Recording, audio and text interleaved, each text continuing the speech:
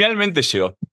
Como estamos diciendo acá recién con Marcela, parecía ya que todos los jueves estaban embrujados de verdad porque veníamos tratando de dar esta charla ya hace un par de semanas y siempre por alguna razón u otra del contexto nacional parecía que no iba a ser o no se iba a dar. Finalmente, con la elección del lunes, hoy sí podemos tener esta charla.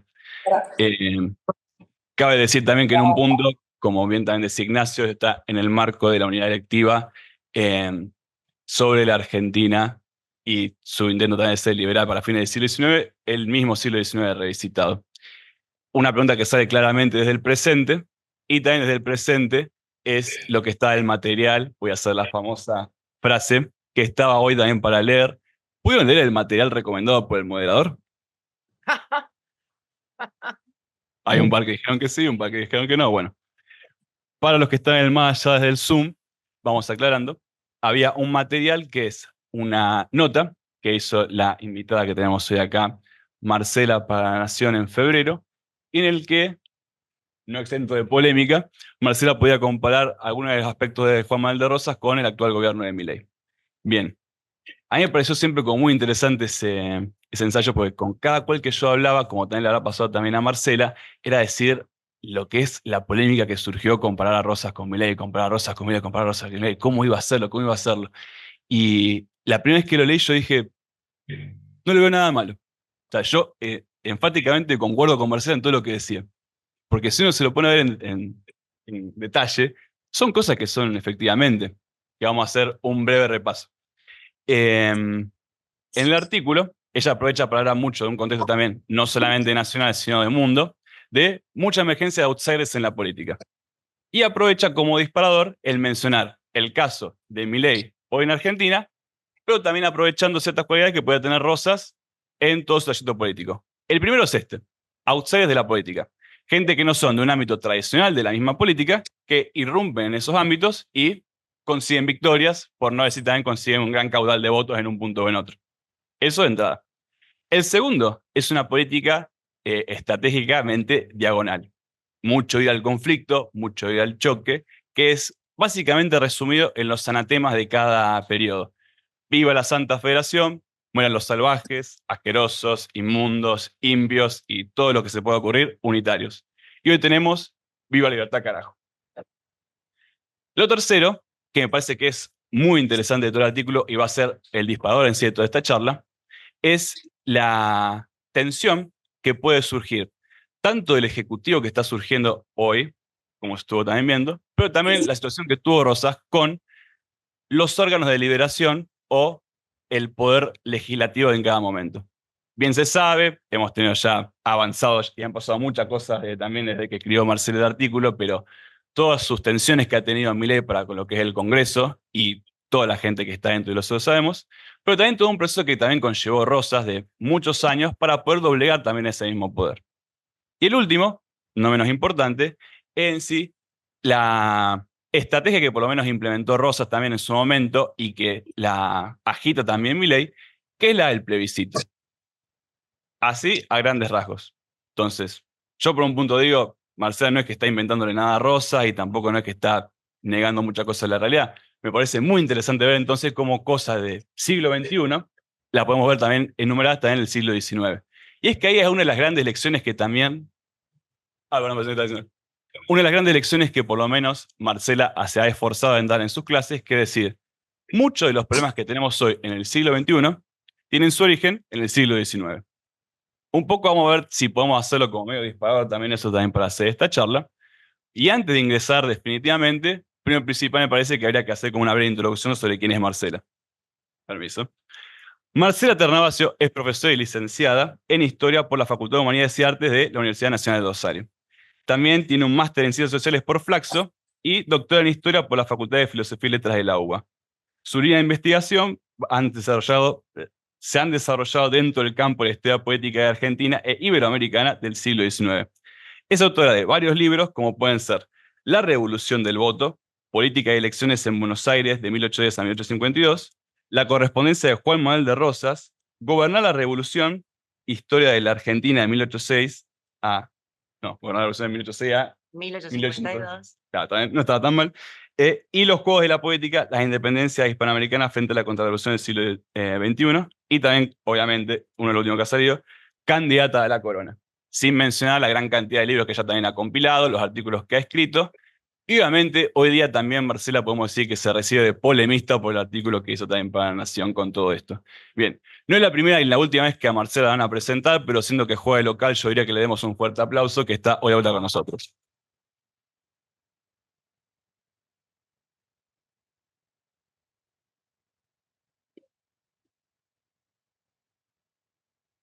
Bien, con toda esa hermosa introducción que va a hacer el moderador, vamos a empezar a darle un poquito también la palabra a Marcela, que puede utilizar claramente ese texto hermoso que ha escrito, pero también me parece algo interesante que no lo inventó Milei y claramente tampoco lo inventó Rosas, que pueden haber sido también un punto, los usos poéticos del pasado, ¿no? Las tradiciones son las que uno se inscribe para también traer algo de sentido, legitimidad al presente. ¿Qué es lo que Gracias, Juli. Bueno, gracias por la invitación a la unidad electiva, a la cátedra. Gracias a Julián por esta hermosa presentación y a todos los aquí presentes. Me encanta ver caras conocidas y otras no tanto. Así que, bueno, renuevo mi gratitud. En efecto, lo que nos convoca en la unidad electiva, que es pensar el liberalismo en el pasado, y obviamente es un interés que tiene que ver con el presente, toda historia tiene que ver con el presente. Este artículo que acaba de mencionar Julián fue un artículo de intervención, ¿no? Y en ese artículo de intervención me monto en el uso político del pasado que el gobierno actual está haciendo. Yo no soy especialista ni me dedico a trabajar en el campo de los usos públicos o de los usos públicos de la historia, o de los usos políticos del pasado, pero en este caso quería destacar que son las dos cosas. Me meto, digamos, a polemizar sobre los usos públicos políticos del pasado, en este caso, a partir de un artículo de intervención que nace sencillamente, por lo general, de la inquietud, de la tensión y, por qué no decirlo, del hartazgo, ¿no? De escuchar una y otra vez en el espacio público determinadas cuestiones que tienen que ver con el campo específico en el que nosotros trabajamos. Y como ocurre con los artículos de intervención, tratamos de no ponernos en correctores, ¿no? De quienes están hablando, sino tratar de marcar a qué público le estábamos intentando hacernos escuchar. Y en este caso no era a Milei ni al Poder Ejecutivo, porque, bueno, claramente no les entra una bala, pero sí al Parlamento. Es decir, era el momento en febrero, ¿no? En donde se había mandado el DNU, la ley bases, etcétera, en donde uno percibía claramente cómo estaba pensando el arte de gobernar y la relación con el coro de voces que está representado en el legislativo, por lo cual, bueno, el artículo de intervención tuvo que ver con eso. Por supuesto, no lo leyó nadie, solo un diputado hizo un comentario de la coalición cívica, pero bueno, lo cierto es que quería distinguir esto. Por un lado, yo después voy a volver sobre esto y sobre el rosismo y la cuestión liberal, para decir que al mismo tiempo, desde el punto de vista metodológico, nosotros como historiadores o como interesados en la historia, bueno, tenemos todas las prevenciones para pensar la cuestión liberal, ¿no? Para no caer en anacronismos, para efectivamente tratar de ir marcando el ingreso de los distintos lenguajes, los modos en que fueron usados por los actores del pasado y un largo etcétera. Y yo diría, para empezar, que ya Lali Dávilo dio una hermosa charla en donde precisamente marcó cuestiones metodológicas sobre las cuales yo no voy a volver, marcó al mismo tiempo algo que para mí es muy importante y que lo tengamos en claro, y es que cuando estamos hablando de liberalismo, ustedes han leído el texto de Fabio Basserman y tantos otros, estamos hablando de tradiciones de lenguaje que pueden tener, por supuesto, ciertos troncos en común si los pensamos desde la tradición del discurso, pero como dijo Lali, tal vez haya entre esas familias liberales que habitan ese lugar llamado liberalismo más diferencias que similitudes. Bueno, en el marco de esas diferencias, los actores se apropian, ¿no? Seleccionan, resignifican estos distintos lenguajes, pero en términos muy generales, yo diría que el liberalismo en general, pero el liberalismo iberoamericano y muy en particular el del Río de la Plata en sus inicios, y cuando hablo de sus inicios, ese es el momento revolucionario y posrevolucionario, está marcado por tres grandes tensiones. Por un lado, la tensión entre Estado y sociedad. La segunda tensión es la clásica, entre liberalismo y democracia. La tercera tensión, también clásica, entre liberalismo y republicanismo. Trato de abrir mínimamente qué quiero decir con cada una de estas cuestiones o dónde estoy poniendo el foco de estas tensiones y después lo vamos pensando, si quieren, más históricamente. La relación Estado-sociedad. Voy a leerles una cita de una carta que le envía uno de los representantes de la ideología francesa, una de las tantas familias liberales, a Bernardino Rivadavia cuando era ministro de Gobierno del Estado de Buenos Aires, en pleno proceso de reformas. No va a ser el único que le escriba para felicitarlo por las reformas que están haciendo.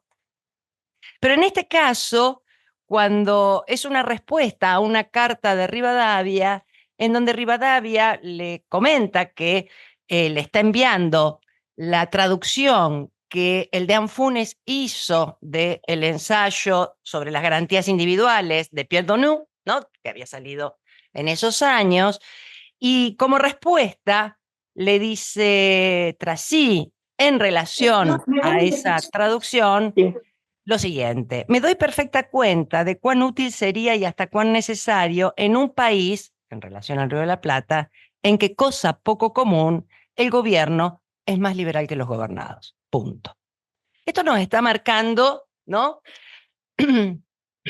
La percepción de cómo el liberalismo se ubica como tradición de discurso en el siglo XIX.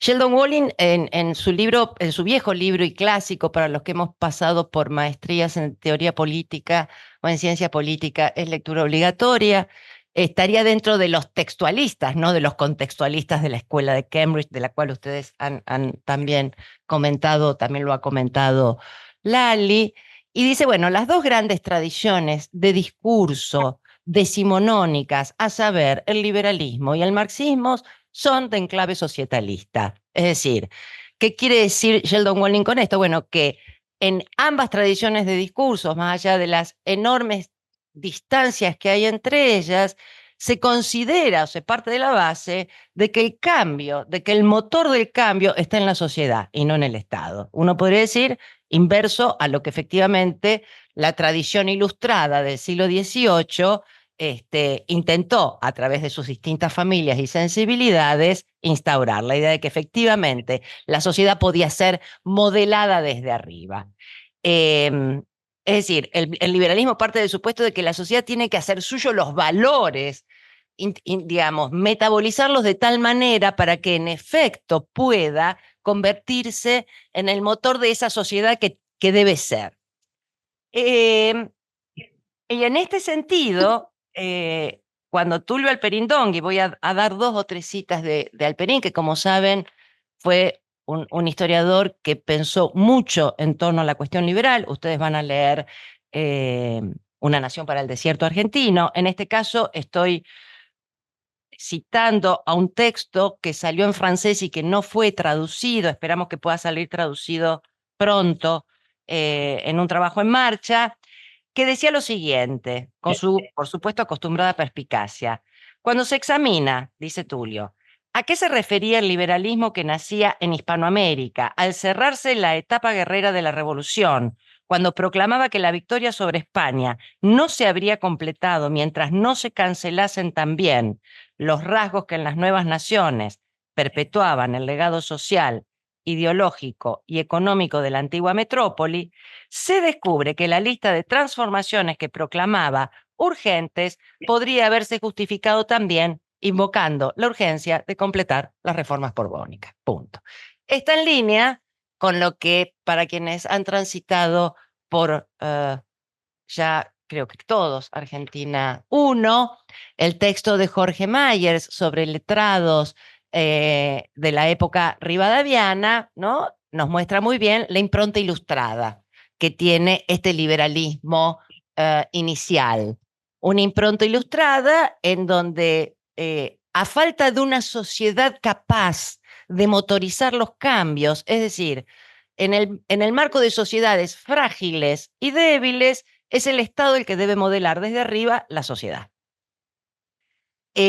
Por supuesto que esta impronta ilustrada del liberalismo inicial no es una marca registrada del Río de la Plata, uno lo puede encontrar en toda Iberoamérica. Javier Fernández Sebastián ha trabajado desde la historia conceptual precisamente cómo aparece esta intersección entre las vertientes naturalistas y las vertientes utilitaristas bentamianas de una de las familias liberales, otorgándole precisamente al Estado un papel primordial en línea con el famoso despotismo ilustrado. La segunda cuestión o la segunda tensión que quería marcar era entre liberalismo y democracia, digamos, es un vínculo problemático para el liberalismo del siglo XIX. Digo, es un vínculo problemático. Ahora, ¿qué fue lo problemático en el caso del Río de la Plata? Y ahí volvamos a Mitre, ¿no? La idea de que en el Río de la Plata, como sociedad marginal, sociedad en los márgenes del imperio, con atenuadas jerarquías sociales y corporativas y un larguísimo etcétera, el liberalismo en el Río de la Plata no tiene que romper las vallas de esas jerarquías que en otras sociedades americanas, llámese Lima, llámese México, incluso Chile, tenían que derribar. Es decir, el problema en todo caso para el liberalismo argentino no será las herencias de una sociedad corporativa y jerárquica, sino la herencia de una sociedad absolutamente movilizada, igualitaria de la democracia inorgánica, nos diría Bartolomé Mitre en su narrativa histórica. Por lo tanto, el liberalismo en el Río de la Plata nace permeado por esta sociedad con expectativas de igualación, ¿no? Entonces, la relación entre democracia y liberalismo es una relación en donde la noción de igualdad en el Río de la Plata va a ser, digamos, primordial para pensarla, ¿no? Tal como Sarmiento lo planteaba desde la lectura toqueviliana, que ustedes también han visto a Gabriela Rodríguez Rial en este sentido. La democracia pensada como Estado social vinculada a la igualdad, bueno, es un problema inverso al que enfrenta el liberalismo frente a sociedades jerárquicas. En todo caso, está enfrentado a demandas de igualación, ¿no? Que se irán reconfigurando, pero que está en línea con lo que Juan Carlos Torre también siempre dice, ¿no? Esa sociedad argentina con expectativas permanentes de igualación cuando él está pensando el peronismo y el posperonismo, e incluso cuando está pensando la actualidad. La tercera tensión, yo decía, es entre liberalismo y republicanismo, que es una cuestión que está muy atravesada por la cuestión constitucional. Ustedes saben que el liberalismo levanta la bandera del Estado de Derecho y el Estado de Derecho, digamos, surge a fines del siglo XVIII en el marco de este moderno constitucionalismo, ¿no? Ese librito de papel que inventan los norteamericanos, donde se supone que están las reglas fundamentales a partir de las cuales se va a regular la relación entre gobernantes y gobernados, en la distribución del poder al interior del propio gobierno, los derechos y un largo etcétera.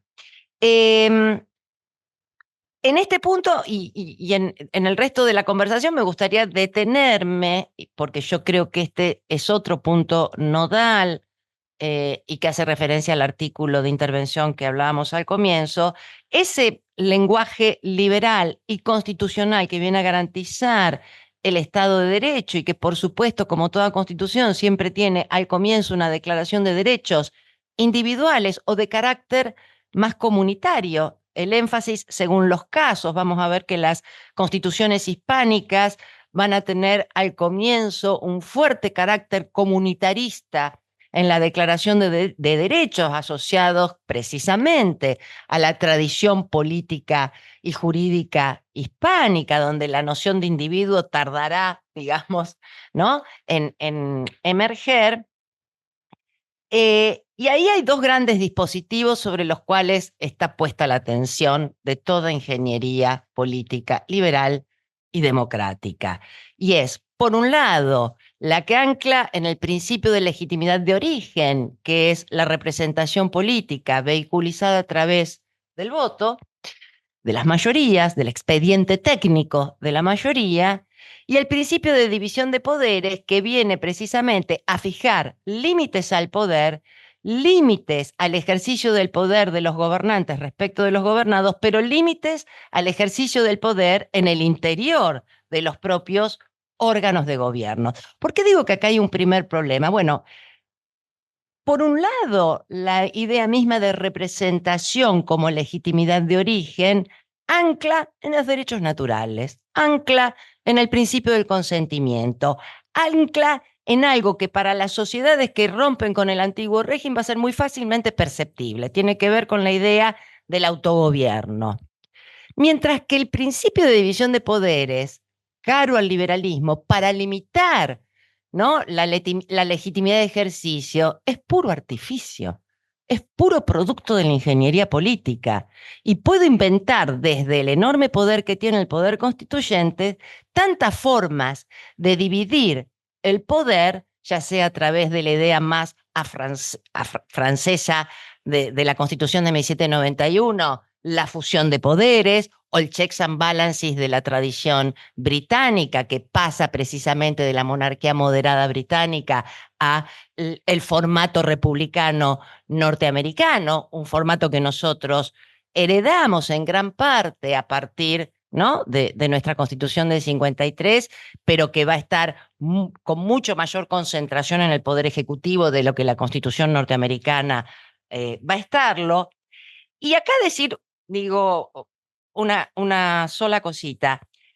El debate sobre la representación política en el Río de la Plata, esto lo ha planteado Darío Roldán, también un historiador preocupado siempre por la cuestión liberal en el siglo XIX, donde plantea que el debate sobre la representación política estuvo mucho más concentrado en el Río de la Plata, en la dimensión constructivista, esto es, en la dimensión de restituir la unidad perdida que implicó la fragmentación territorial del enorme imperio que estaba bajo la idea de unidad monárquica del rey. Producida la vacatio Reyes, sabemos que se produce una gran implosión, y en el marco de esa implosión, el gran debate es el debate que muy bien lo ha planteado Chiaramonte en torno al sujeto de imputación de la soberanía, con una dimensión territorial muy presente. Esto hizo en gran parte que la idea misma de representación no tuviera una valencia individualista, ¿no? Al modo de la representación liberal sajona. Y, por ejemplo, en Estados Unidos, ¿no?, asociada a la idea de los impuestos. Bueno, no, aquí está mucho más asociado a la idea de reconstituir, si se quiere, una nación, un pueblo. Y esto muestra también la debilidad de las críticas a esa noción de sujeto de imputación soberana. Y la debilidad de las críticas está asociada a la debilidad del debate sobre división de poderes en este momento iniciático del ingreso de las familias liberales al Río de la Plata. Por lo tanto, digamos, si estas son las tres tensiones, vuelvo sobre lo que decía al comienzo. El liberalismo argentino nace muy poroso al no tener contrincantes serios, ni un mundo eclesiástico capaz, como en México, de movilizar a los sectores populares, como ocurrió, digamos, con las reformas de Benito Juárez. Si no tiene partido conservador, es decir, no hay un contrincante conservador, no hay un contrincante reaccionario. No es que no existían los conservadores o los reaccionarios, sino que el liberalismo puede alojar porosamente al socialismo, digamos, a todas estas vertientes, en tanto y en cuanto no debe enfrentarlas. Entonces, en esa porosidad que tiene el liberalismo argentino es lo que permitió que Alperín en algún momento acuñara la frase que intitula otro artículo de él, que fue, digamos, un clásico para la historia latinoamericana, que tampoco fue traducido, en este caso es del inglés, que lo tituló Argentine Liberalism in a Country Born Liberal, o sea, un país que nació liberal. Y es un país que nace liberal en estos sentidos que estoy marcando, ¿no? De no haber tenido que derribar vallas, como dice también Alperín en algún momento. Sencillamente, aquellos que querían patear puertas no se dan cuenta que la puerta ya estaba abierta, ¿no? Es un poco la metáfora con la que él marca a esta sociedad de margen. Por lo cual, le devuelvo la palabra a Julián.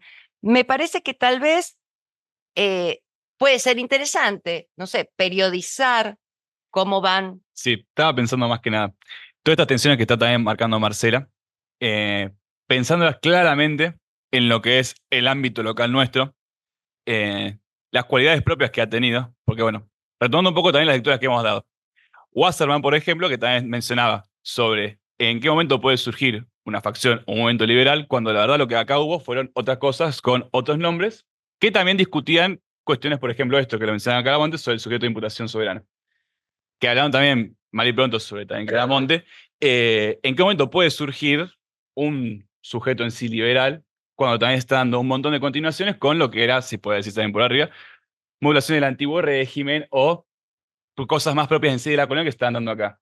Ahora, sí me parece que esto fue como mucha teoría muy en sí por arriba, eso es verdad, marcando muy bien todas las tensiones que se pueden dar con el surgimiento en sí del liberalismo y ver cómo se aplican, pero me interesaría ver, ya que estamos también, y el título de la charla va para ese lado, que es del laboratorio político. Ver cómo se fue también como implementando, o viendo cómo se fue desarrollando, o como también le interesa decirle a la Marcela, en el barro de la política, cómo se fue dando también todo esto. ¿Qué es lo que fue surgiendo? O también cómo fue aplicando esa ingeniería a las realidades de acá. Un primer momento que vos puedas decir, en el que se pueda ver, ¿cuál puedes decir? Todo esto que mencionaste. Sí, vamos a meternos entonces en el barro de la política, digo, básicamente porque me interesa hacer historia política, yo no hago historia de las ideas, para mí o intelectual o conceptual, pero sí son insumos fundamentales para tratar de entender cómo los hombres y mujeres utilizan esos lenguajes para construir poder o para defenderse del poder, para resistir a las injerencias del poder. A ver, podríamos marcar un primer momento, Julián, que es el momento revolucionario. Por lo general, los momentos revolucionarios no son liberales. Hay que hacer la revolución, es decir, no son liberales en el sentido de colocar en primer plano el lenguaje, por ejemplo, de los derechos individuales. En todo caso, todas las revoluciones atlánticas, la norteamericana, ya esto ha sido muy estudiado desde poco que en adelante, Bernard Bailey, etcétera. La revolución norteamericana, la revolución francesa, nuestras revoluciones hispanas se valieron básicamente de los lenguajes republicanos y sobre todo de los lenguajes republicanos clásicos que están lejos de ser liberales, ¿no?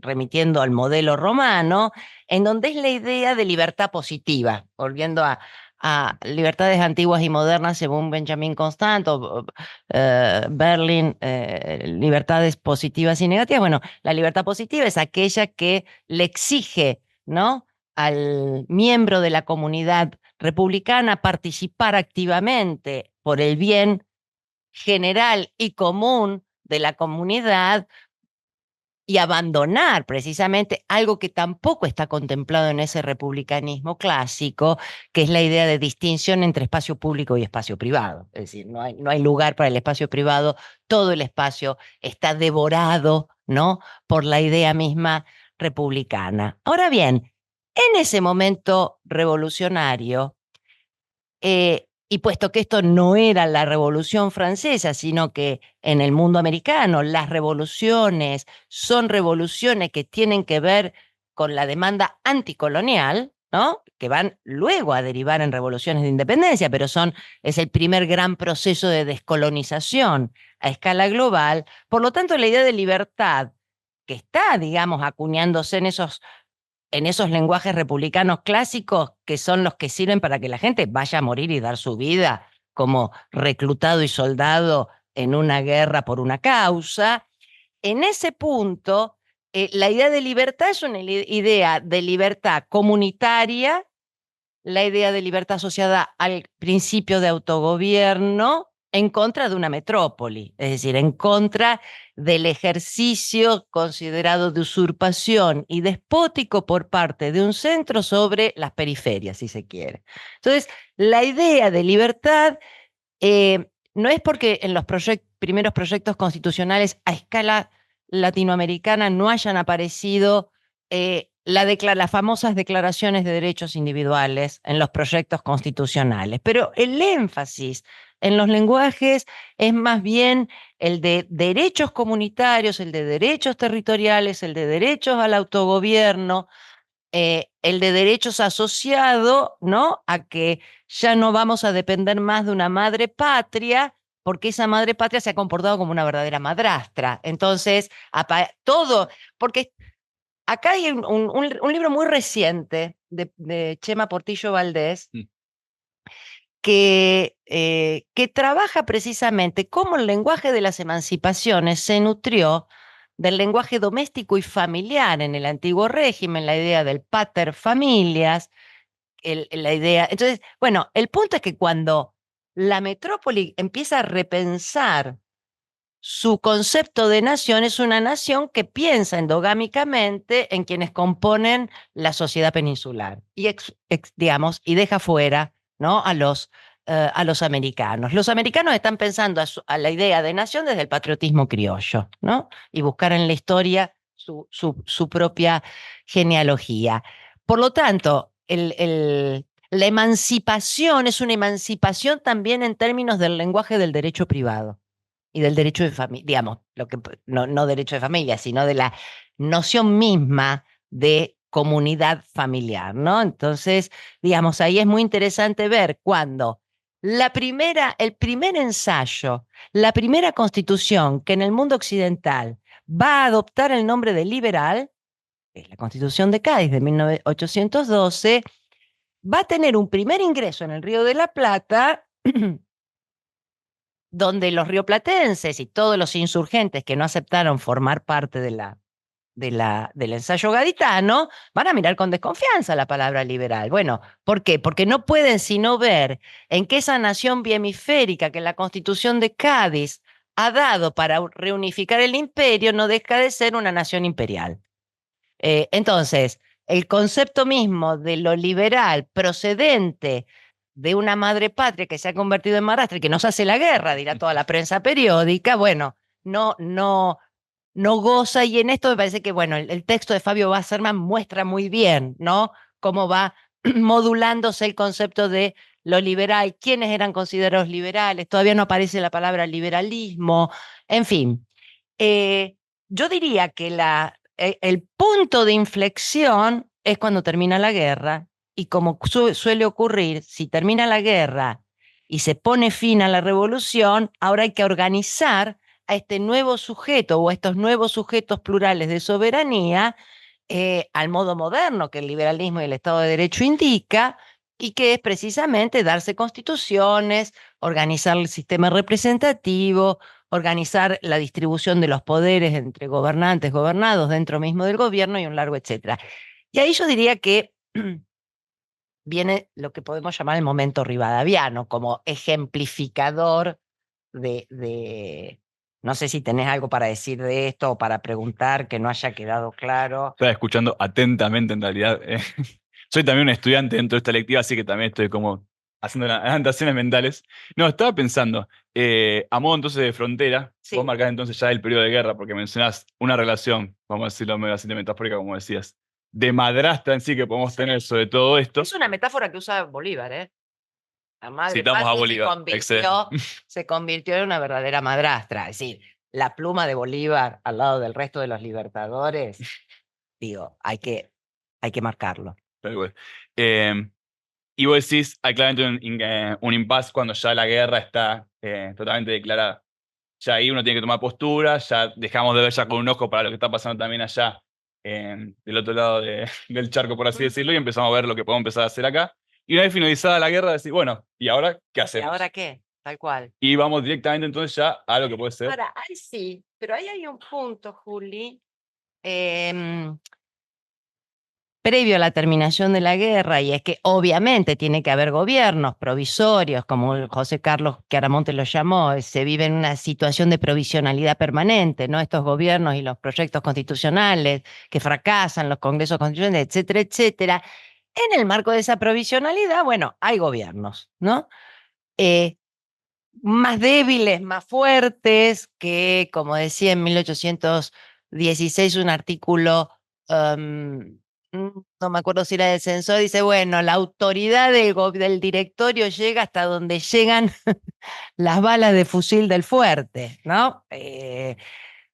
Pero hay un punto interesante, que es interesante es trabajarlo históricamente, y es la fortísima desconfianza bajo la cual nace la gran invención republicana, que es un poder ejecutivo de base de la soberanía popular, ya sea elegido en forma indirecta, directa, bueno, directa no había, pero Madison pensó incluso en algún momento que cuántos problemas se hubiese ahorrado Estados Unidos hasta hoy si hubiesen efectivamente aplicado lo que en un momento Madison pensó, es que era la elección directa del presidente de la República.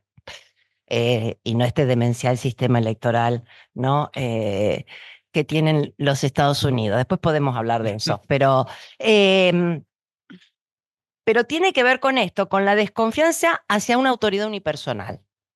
Y es una desconfianza que sin duda deriva de la figura monárquica desacralizada a partir de las guerras de independencia, lo cual también desacraliza la figura misma de la monarquía constitucional como forma de gobierno, aunque esas monarquías constitucionales podían ser mucho más liberales y respetuosas del Estado de Derecho que una república, no importa, pero hay una brutal desconfianza a los poderes unipersonales, ejecutivos.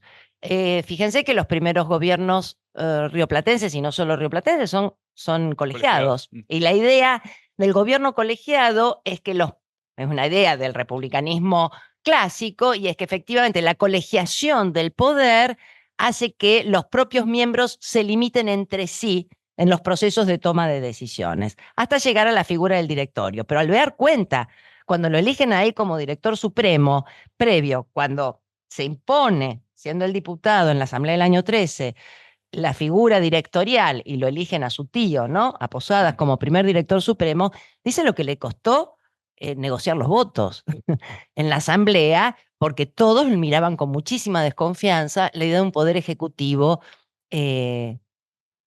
unipersonal. Por lo cual yo diría, hasta el rosismo, los poderes ejecutivos unipersonales van a ser mirados con desconfianza y van a ser permanentemente hackeados y resistidos por los contrapoderes de turno, que van a ser o los congresos constituyentes o las legislaturas, como es en el caso que podemos conversar ahora del rivadavianismo, ¿no? Cuando se implosiona el poder central y se conforman las repúblicas provinciales autónomas con sus legislaturas y poderes ejecutivos.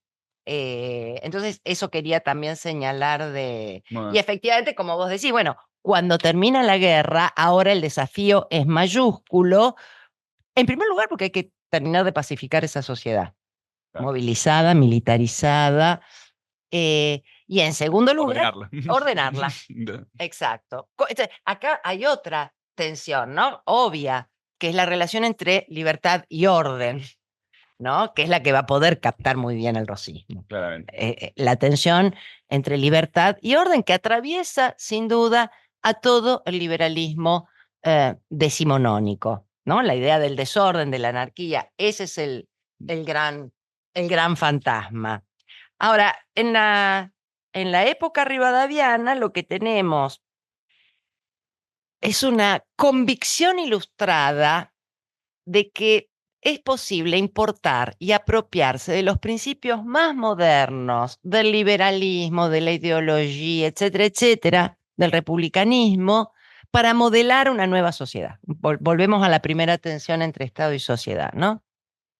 Entonces, en el marco de esa matriz ilustrada, esas reformas van a tener, ¿no? Como sabemos, mojones o dimensiones tanto ilustradas como liberales, Y acá, digamos, también empieza a aparecer la tensión entre liberalismo y democracia. ¿Por qué? Bueno, se establece algo inédito, el sufragio universal masculino, con un sufragio directo. Ahora, ¿por qué? ¿Por una vocación democrática de la élite política y letrada del momento? No, sino básicamente hay allí una lectura de que requieren legitimidad y para lograr esa legitimidad requieren votos y en una sociedad igualitaria, dicen como esta, siempre insisto en la misma cita, discúlpenme, ya me la han escuchado, un impreso anónimo del año 20 decía acá, bueno, hay pocos ricos y hay pocos pobres, es decir, ¿no? Esa idea de igualación. Entonces, por un lado eso, y por otro lado, adoptan esto también es interesante, es decir, cómo se piensan los dispositivos organizacionales, las leyes electorales, los principios de división de poderes, las constituciones, teniendo en la cabeza un presente, por supuesto un futuro, pero ahí hay una cuestión de construcción de poder en el presente que está permanentemente presionando, ¿no? Las ambiciones de poder de quienes tienen en sus manos, insisto, ese enorme poder que es el poder constituyente. ¿Qué hace la élite rivadaviana?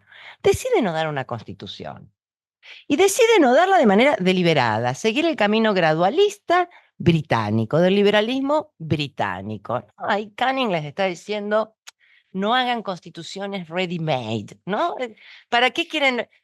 Y ahí es lo que trabajó muy bien Lali Dávilo en su libro, en su tesis doctoral, que es la fertilidad del discurso de Jeremy Bentham, ¿no? De ese Whig radical que podía efectivamente a través de la sanción de leyes ir modelando la sociedad, ir modelando los derechos, eh, y por lo tanto entran los discursos de Benjamin Constant, entran Jeremy Bentham, la ideología francesa, y sobre esa apropiación de discursos van modelando, digamos, una república en la que el poder ejecutivo es un poder muy limitado, muy limitado.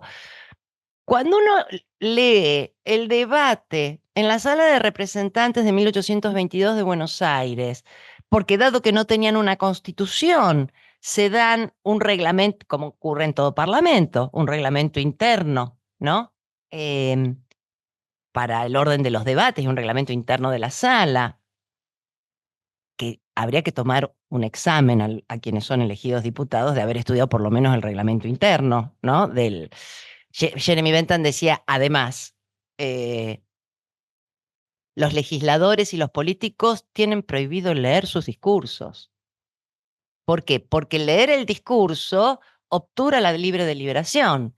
Es en la libre deliberación donde los argumentos se van cambiando y uno se va convenciendo uno a otro para lo que era la idea de aquel momento en torno a la opinión pública, llegar a una mejor verdad. Bueno, en ese contexto, digo, el debate sobre el reglamento interno de la Sala de Representantes, ¿qué era lo que veía como el peor fantasma? La presencia de los ministros del Poder Ejecutivo en la sala con voz pero sin voto. Eso ya les parecía una injerencia inusitada por parte del Poder Ejecutivo en el Poder Legislativo. Después vamos a retomar esto cuando sorprende la emergencia del rosismo, digamos. Y uno recuerda que 10 años antes la sala se había escandalizado porque los ministros estaban allí con voz para tener, si la sala se lo permitía, voz en la explicación. Es decir, una cosa era la interpelación parlamentaria a un ministro y otra cosa era que el ministro se siente invitado tutti giorni a opinar en la sala de representantes. Es decir, el cuerpo es un cuerpo elegido. Ustedes son designados como ministros por el Poder Ejecutivo. Y aquí viene una cuestión central. Y el Poder Ejecutivo no es electo popularmente de manera directa. Lo elegimos nosotros, la sala de representantes. Es decir, prácticamente todas las salas de representantes de nuestras provincias elegían, no de su seno, no tenía que ser alguien que haya sido electo, además era cualquier otro, elegían al Poder Ejecutivo.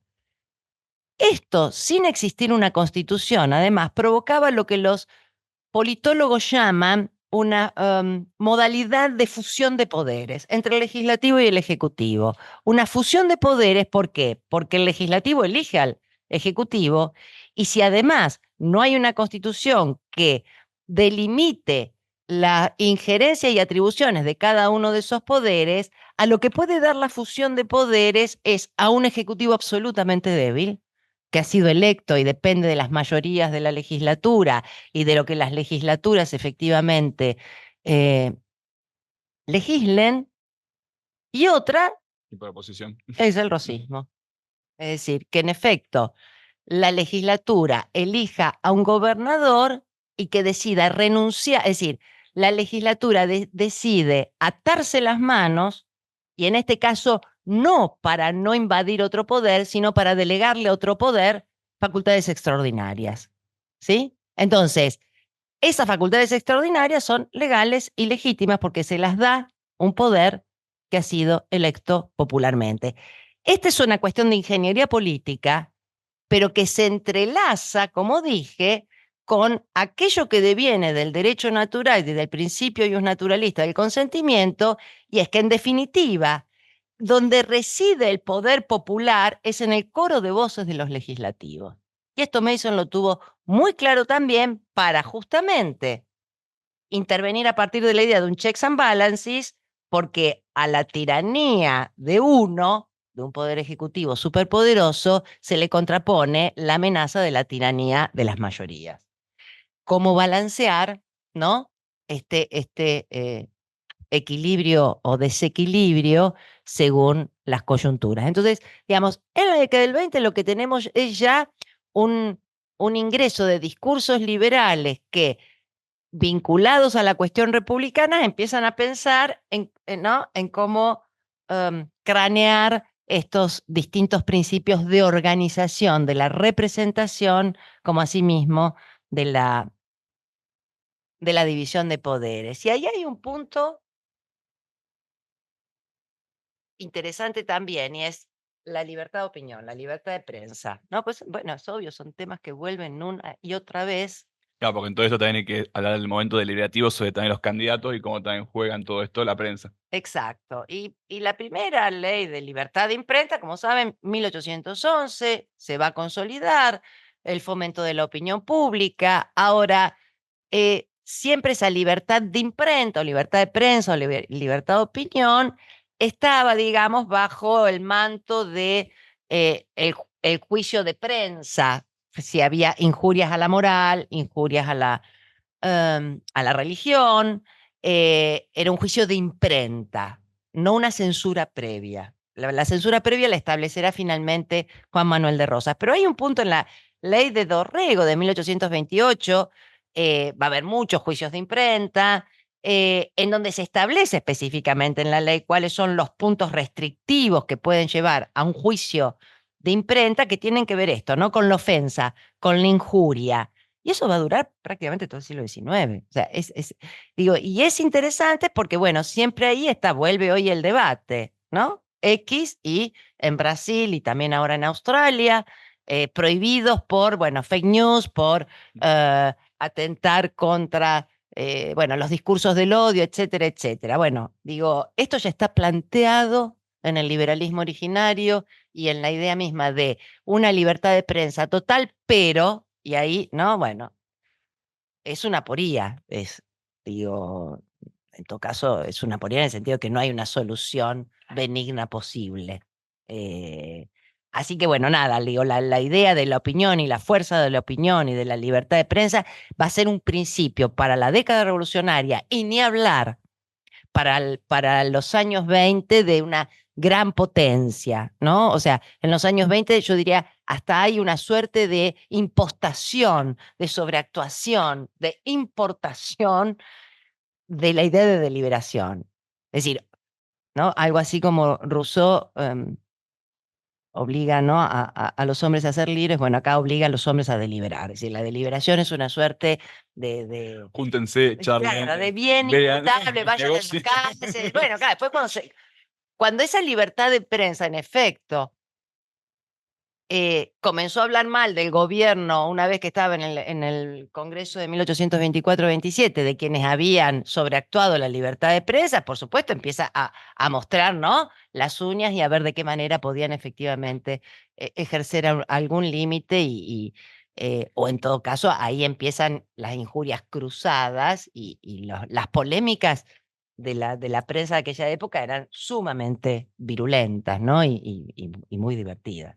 Pero bueno, yo diría que también hay algo interesante en ese Congreso Constituyente del 24-27, y es que la disputa polarizadora, frontal, irreconciliable entre federales y unitarios es por ahora una disputa que se despliega en un marco del consenso liberal. Todos son liberales. Torrego, Moreno, Ugarteche por el Partido Federal, los rivadavianos, Agüero, Valentín Gómez, con sus distintas variantes. Sí, nadie pone en cuestión, ¿no?, los principios del liberalismo. Lo que se pone en cuestión, vuelvo a lo que dijo Roldán, es la centralidad que adquiere en Hispanoamérica en general definir el sujeto de imputación soberana, los pueblos o la nación, centralismo o federalismo. Incluso tal vez gracioso en ese debate el hablar o no de si ya existía o no existía una nación en todo esto. Bueno, Y en qué momento cada uno puede decir que ya existía o no existía. Tal el famoso ejemplo que primero eh, diputados, congresistas del interior, dicen, no, ya existía la nación, por ende ya las rentas de la aduana ya podemos entonces hacerlas federales. Dicen, no, Buenos Aires no hay nación. Por claro. ende no podemos federalizar totalmente eso. Un par de meses después, ya con guerra encima, bueno, como había nación, podemos hacer el ejército nacional, así mandamos gente para que vaya a pelear. No hay nación. No vamos a mandar ejército. No vamos a mandar nuestro ejército a pelear para ese lado. Tal cual. Todos los debates Digo, como se van dando. la, la disputa allí sobre la precedencia o no de las provincias, porque la diferencia en 1820, a diferencia de todas las demandas confederales de autogobierno de la década precedente, es que en 1824 esas provincias que se habían declarado independientes en el 20 y que se han dado sus constituciones o reglamentos constitucionales o leyes fundamentales llegan blindadas al Congreso con todo ese background eh, que en gran parte se asemeja a la situación con la que llegaron las ex 13 colonias británicas convertidas en estados después de la declaración de la independencia y vivir, digamos, sus primeros años en estado confederal. Cada una de ellas se dicta su constitución, sus propias autoridades, sus propios fiscos, y llegan a Filadelfia para debatir una constitución blindadas con eso. Entonces, el debate se hace en el Congreso del 24 desde otro lugar, y ahí viene el galimatías de si la precedencia. ¿Por qué era importante esto? Por lo que Noemí Goldman llama el enigma del poder constituyente. Porque ¿dónde reside el poder constituyente? ¿En provincias preexistentes o en una nación que preexistía al colapso del poder central? Digo, y ahí viene todo eh, ese, ese juego argumentativo, ¿no? Que en definitiva es un juego argumentativo que todavía podía cambiar opiniones. Es decir, hay leyes en ese Congreso que se dictan y que cambiaban opiniones, por supuesto, por intereses propios, pero también por convicciones, pero la ley de capitalización no va a obtener todos los votos del partido unitario, digamos, y con muchas de otras leyes ocurre lo mismo. Pero más allá de esto, digamos, sin duda es la primera vez que hay en un Congreso una división partidario facciosa tan tajante como la que vemos allí. Ya tenemos todas estas tensiones que venimos marcando desde el principio, sumándole también el rol de la prensa, venimos también hablando estado de intriga de un ejecutivo unipersonal. Llegamos al Congreso, en el que ya decís, ya pueden ver entonces facciones que están como también deliberando, que se vuelve también violento hasta en un punto, viendo que arrancaba bastante tranquilo en un principio del Congreso y después, también por el propio contexto que estaba también pasando en el Río de la Plata, que teniendo la guerra de un costado y muchos otros conflictos por el otro en el interior, el Congreso como que también empieza a tambalear y vuelve como un poco ese desorden en el que uno también quería ver no volver o decir, bueno, tratar de darse la Constitución para evitar que venga ese desorden. Ahora, en todo ese contexto siempre nos da como lección en realidad cómo es que de repente, un par de años después, hay un ejecutivo que tiene mucha confianza, mucha aceptación también social en un punto, pero un par de años antes no era nadie conocido en sí. De vuelta, tenemos el contexto en sí de que ahora los políticos tradicionales de ese momento no veían venir solamente a Rosas un par de años después a la gobernación de Buenos Aires. No vamos a detenernos solamente en decir específicamente cómo se fueron desarrollando los hechos, pero decir, ¿qué sería un outsider de la política en este contexto? Así. ¿Qué es Rosas entonces comparado con todos los que están hablando en el Congreso? Rosas es un outsider de la política, no solo por ser un empresario rural que desde su emancipación respecto de sus padres y casarse con Encarnación en 1813, empieza a dedicarse a sus empresas rurales con sus primos, a administrar estancias, a comprar, a tener saladeros, etcétera, etcétera, etcétera, sino que su lugar en el mundo es el ámbito rural y desde ese lugar en el mundo es un outsider porque ha decidido no hacer de la revolución su propia carrera política.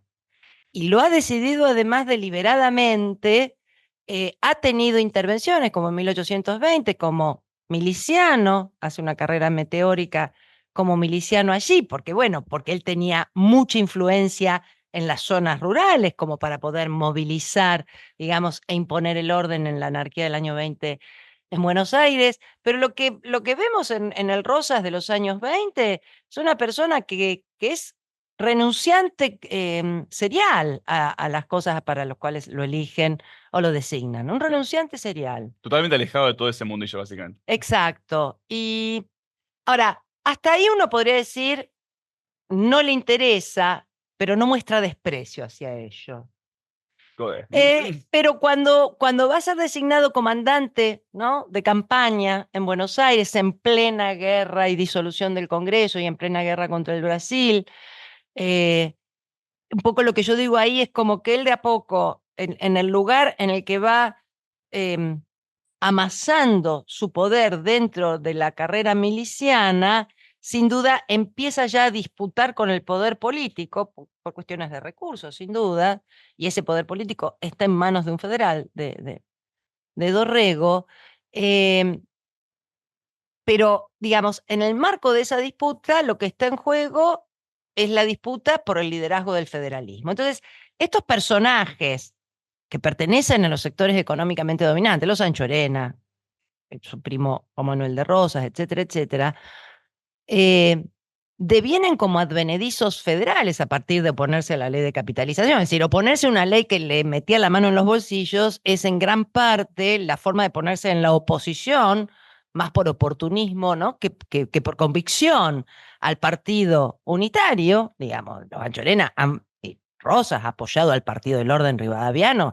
Todas las reformas iban en sintonía con los intereses de estos sectores. Bueno, lo cierto es que como que Rosas ahí empieza a descubrir la adrenalina de la política, ¿no? Esa es mi sensación siguiéndolo día a día en, en su correspondencia. Pero claro, eh, lo voy a decir de manera brutal. eh, Estar en el cargo justo, en el momento justo, frente a una muerte no esperada, ¿no?, como es la de Dorrego, es lo que le permite ese ascenso meteórico a Rosas. Ahora, ese ascenso meteórico no estaba inscripto en la voluntad de Rosas. Mi gran pregunta siempre es, ¿cuándo se le despierta la voluntad de poder a Rosas? Sin voluntad de poder, que significa ambición, todos los estudios sobre liderazgo político, regla número 1, una brutal ambición de poder. Digo, sin eso no se construye un liderazgo político. Regla 2, una ambición de poder que hay que sostenerla en el tiempo. Una ambición de poder que hay que sostenerla en el tiempo y frente a las adversidades. Bueno, ¿en qué momento él decide dejar su vida tranquila de empresario rural para meterse en la política? Lo cierto es que eso ocurre, digamos, a lo largo del año 29, donde además lo que él empieza a percibir es que frente al vacío del liderazgo del Partido Federal, la muerte de Dorrego, el resto, frente a ese vacío, lo empiezan a poner en un lugar, ¿no?, que él mismo se sorprende. Bueno, cierro con esto. lo que quiero decir es que, ¿por qué es importante la emergencia de este outsider? Porque por primera vez hace de la condición de outsider su principal y único capital político. A nadie se le hubiese ocurrido hasta ese momento insistir tanto como lo hace Rosas, de decir soy un outsider y porque soy un outsider vine a salvar la República. Eso lo empieza a decir, digamos, segundo semestre del año 29, cuando, insisto, creo que descubre y ahí su voz se transforma, ¿no? Ahí es como que aparece. Ahora, Ahora sí, la pregunta es, ¿considerás que es en ese momento que hay un cambio? O sea, ¿es a partir no. de ahí? A ver, lo que quiero decir, para no hacérselas, Mm. opa, tan larga. Ah, mira cómo cuánto tiempo pasó. No, lo que quiero decir, si hasta acá el liberalismo venía penetrando y el rivadavianismo y las distintas dimensiones de lo liberal y había un consenso liberal, lo voy a decir también así rápido. El primer gran debate serio en torno al liberalismo sobre los principios viscerales del liberalismo, derechos individuales y limitación del poder y división de poderes, es efectivamente en 1833, esto lo estudió muy bien Cecilia Bari en su tesis de maestría, cuando estudió la legislatura de 1833, cuando por primera vez la amenaza no es la de un poder unipersonal, la amenaza es la de la dictadura. Y es la de la dictadura romana. Es la de la dictadura a la que apelan los rosistas federales, luego llamados apostólicos, cuando le dan las facultades extraordinarias en 1829, bajo la idea del poder de excepción, con límites en tiempo y con el compromiso además de rendir No cuenta. cuentas, ¿no? De su devolución. eh, es en esa legislatura cuando los diputados federales comienzan a sentir que efectivamente ahí hay algo que no les cierra, y es que lo que se quiere instaurar una vez pasada el momento de excepcionalidad, que una vez derrotada la Liga Unitaria, Rosas y el séquito siguen insistiendo con las facultades extraordinarias y claramente advierten que lo que quiere instaurar es un estado de excepción con la legitimidad de la legislatura, y es el primer gran revés, el primer gran fracaso político de Rosas, cuando le niegan en 1832 gobernar por un nuevo mandato. Eso va a ser mortal para Rosas, ¿no? Un fracaso legislativo. eh, y entonces, cuando Rosas toma distancia y va a reconquistar su propia base de poder territorial desde esa distancia con la campaña al desierto, eh, en esa legislatura comienza a haber un debate brutal en torno a los principios liberales. Y esa legislatura ahora quiere constituir a la provincia, quiere establecer, y hay un proyecto constitucional con división de poderes muy estricta, con un poder ejecutivo que dura solo 3 años y no puede ser reelecto sino después de 6 años, donde se prohíbe la delegación por parte de la legislatura de poderes extraordinarios y un largo etcétera. La centralidad la tenía en este proyecto constitucional legislativo, pero además desmonta el estado de excepción heredado del primer rosismo. Lo desmonta con una nueva ley de libertad de imprenta, lo desmonta con una serie de debates legislativos, y es en ese contexto en donde yo digo, bueno, ese fue el primer gran momento de discusión liberal que va a quedar abortado cuando vuelva Juan Manuel de Rosas del desierto, y donde, digamos, bueno, no voy a entrar en los detalles acá, pero digo, eso fue un gran momento que se recupera después en la Buenos Aires de los 50, y que ese proyecto constitucional en gran parte es tomado como base para la primera constitución que finalmente se establece en Buenos Aires, que es la de 1864. Pero, ¿qué dije? Ay, perdón, 54. Y entonces, en ese marco, lo que en gran parte clausura esa discusión liberal, si se puede clausurar, esto quiere decir, si se puede clausurar esa discusión por los derechos individuales y por la constitucionalización de un orden con un poder limitado, etcétera, etcétera, etcétera, es porque lo que el rosismo logró a esa altura es transformar el sistema de creencias. Y solo un ejemplo de cómo logró transformar ese sistema de creencias. Mientras él deja hablar a sus alfiles más entrenados en la sala de representantes, apelando al republicanismo clásico para legitimar la dictadura, ¿no? Y los poderes de excepción, lo que Rosa en el desierto advierte que ese discurso sofisticado, que solo lo entienden los doctos y solo lo entienden quienes están adentro de la sala de representantes, y ahí sale con los botines de punta a armar su propia propaganda política desde el desierto, y es allí cuando trasvasa del lenguaje republicano clásico al lenguaje religioso. Digo, no es porque el lenguaje religioso no lo viniera utilizando, pero allí es muy impresionante cómo el concepto de apostólicos y cismáticos lo dice por sí mismo, cuando empieza a sacralizarse la causa, ¿no?, de la Santa Federación, cuando empieza a aparecer la idea del impío unitario. O sea, allí Rosas supo captar muy bien que para transformar el sistema de creencias, anclar en la unanimidad católica podía ser un buen instrumento para avanzar en ese sentido. Y la verdad es que tuvo mucho éxito en ese cambio de sistema de creencias. Nadie se sostiene en el poder por más coacción que haya, por más que exista la mazorca, etcétera, etcétera.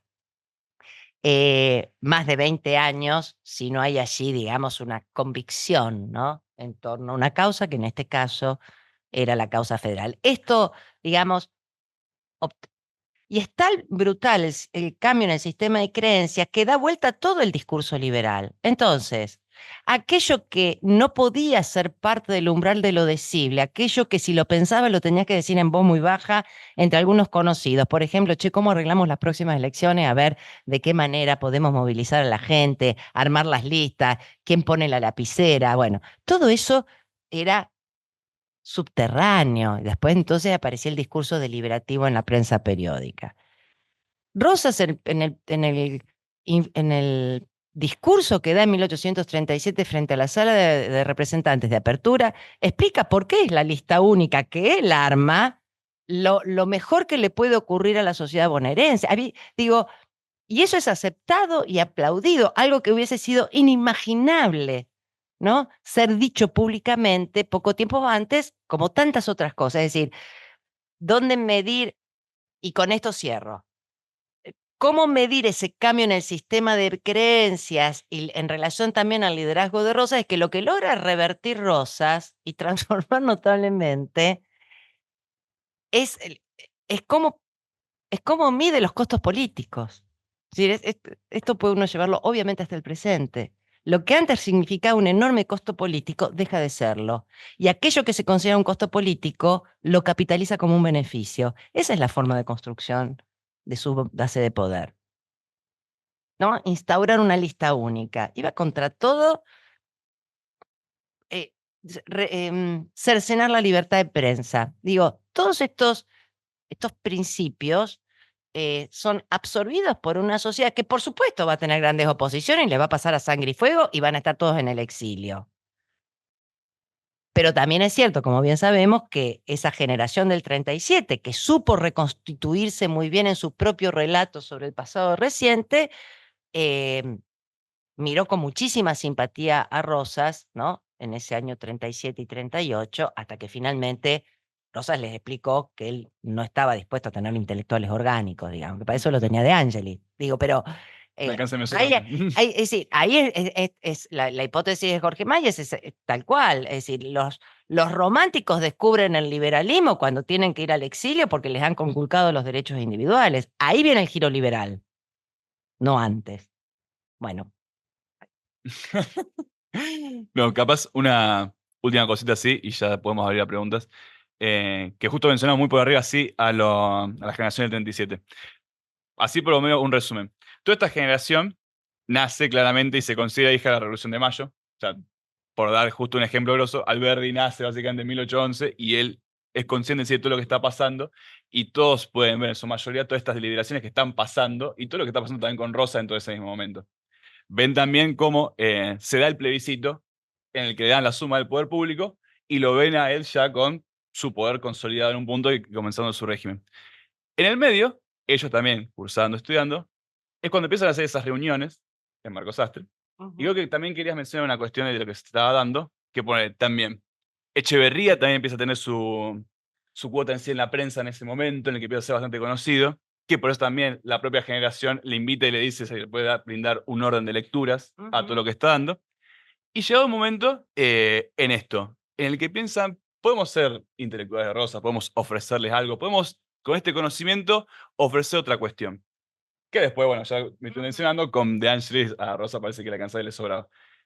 Pero es ahí que uno puede decir entonces, siendo de la generación del 27, en un punto, influenciados por el romanticismo, diciendo de este lado, antes del exilio, son románticos, pero una vez que están en el exilio, cambia todo eso y uno puede decir entonces ya que es el momento en que ellos pueden considerarse liberales, un momento en el que ya profundizan su lectura sobre Tocqueville, porque también aparte su contexto lo está también pensando en todo esto.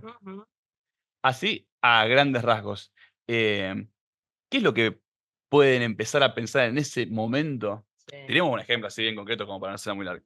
Tenemos Alberti y Sarmiento claramente, que son dos de los que más ven en ese momento todo lo que está pasando, que por un momento Alberti sí, muy de hacer un rol intelectual para Rosas, claramente después de opositor, incluso queriendo ser intelectual de Lavalle, vamos a tener que decir también eso, va a Chile, está ahí también trabajando, pero en un momento a los propios de la generación del 37 les pasa que dicen, capaz Rosa está haciendo bien un par de cosas.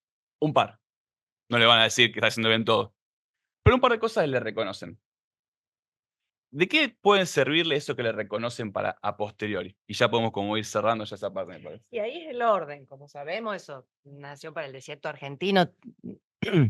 Alperín lo marca muy bien, ¿no? En esta tensión entre libertad y orden, bueno, alguien vino a hacer el trabajo sucio, a poner el orden, ahora nosotros traeremos la organización de la libertad. Ahora bien, ahí, en lo que vos marcás, Julián, es también interesante ver, bueno, la lectura de Tocqueville. En efecto, ellos obviamente se identifican mucho en esa lectura tocquevilliana porque es la sociedad rioplatense y no la mexicana, la que ven como un espejo de la norteamericana. Es decir, la idea tocquevilliana de que si la democracia es un estado social, no una forma de gobierno específica, sino un estado social asociado a la igualdad, eh, eso que él dice este es el futuro inexorable de Europa, pero es el punto de llegada al cual llegará Europa, dice Tocqueville. Miren, Estados Unidos, ese es el futuro, pero los rioplatenses consideran, en efecto, algo que no podía leer un mexicano, es decir, es interesante que José Antonio Aguilar Rivera también hace, bueno, ¿qué lecturas hacían de Tocqueville en México? ¿No? O en Perú. Bueno, acá la lectura es que efectivamente el punto, es decir, la democracia como Estado social en el sentido igualitario es un punto de partida, no de llegada. Y como es un punto de partida, también es un problema. Y es un problema, y lo descubren muy bien, no con el sufragio universal, con Rivadavia, hasta ahí estaba todo ok, sino cuando Rosas, en efecto, es plebiscitado, ¿no? Y logra a partir del sufragio un apoyo popular inédito. Entonces, más allá de la lista única, etcétera, etcétera, el testimonio de Juan María Gutiérrez después del plebiscito, ¿no? En una carta donde describe la euforia popular, cuando todavía no es un opositor a Rosa, se hace un registro muy de toma de distancia, bueno, es el impacto, la sorpresa de esa sociedad ante la emergencia de ese tipo de liderazgo. Pero conjuntamente a la lectura toquevilliana, en la relación tensionada que Tocqueville va a señalar una y otra vez entre libertad e igualdad, al mismo tiempo lo que hacen es descubrir la lectura de otra familia liberal y descubren a Guizot y la lectura de François Guizot, que es la de precisamente cuestionar una y otra vez el sufragio universal, plantear la idea meritocrática de tratar de tener un sistema representativo que efectivamente vehiculice la soberanía de la razón, dirá él, ¿no? Por lo tanto, es un sufragio capacitario donde no necesariamente los que más tienen son los que efectivamente pueden votar, pero es interesante porque hasta donde yo sé, en la traducción de Guizot, el que inventa el término casta es Guizot.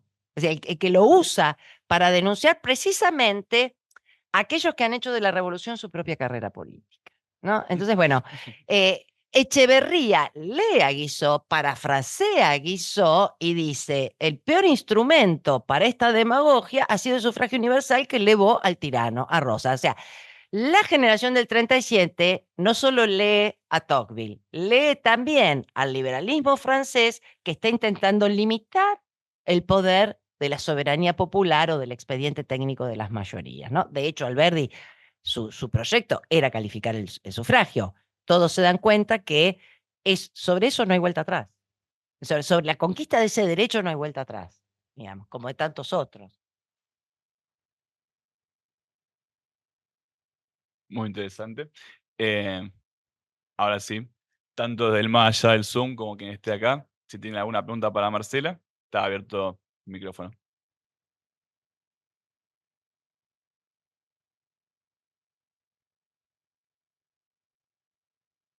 Yo quiero un mate. Yo estaba pensando en lo mismo. Claro.